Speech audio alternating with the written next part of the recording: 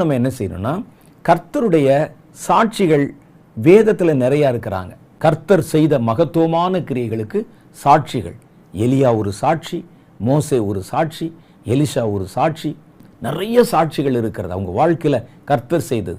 Shadrach, Meshach, ஆபத்நேகோ வாழ்க்கையில் நடந்தது ஒரு சாட்சி. தானியேலுடைய வாழ்க்கையில் நடந்தது ஒரு சாட்சி. ஷாத்ராக், மேஷாக், ஆபத்நேகோ என்பவர்கள் எல்லாம் அக்னி சூளையிலே போடப்பட்ட போது கர்த்தர் ஆச்சரியகர விதமாக அவர்களை காப்பாற்றினாரே. அந்த நெருப்பு வாசனை கூட அவங்களுடைய வஸ்திரத்தில் இல்லாதபடி கர்த்தர் அவர்களை முழுவதுமாய் பராமரித்தார். சாட்சி இல்லையா? இந்த சாட்சிகள் எல்லாம் தியானிங்க. அது மாத்திரம் இல்ல, உங்க வாழ்க்கையில கர்த்தர் செய்த சாட்சிகள் எத்தனையோ காரியம் இருக்கும். பூர்வ நாட்கள் முதற்கொண்டு கர்த்தர் உங்களுடைய வாழ்க்கையில செய்த சாட்சிகளை அப்பப்ப பார்த்துட்டு அப்பப்ப துதிச்சுட்டு மறந்துடக்கூடாது. அதை நினைக்கணும், நினைச்சு பார்க்கணும். எவ்வளவு பெரிய சாட்சி என்பதை குறித்து நம்ம யோசிக்கணும்.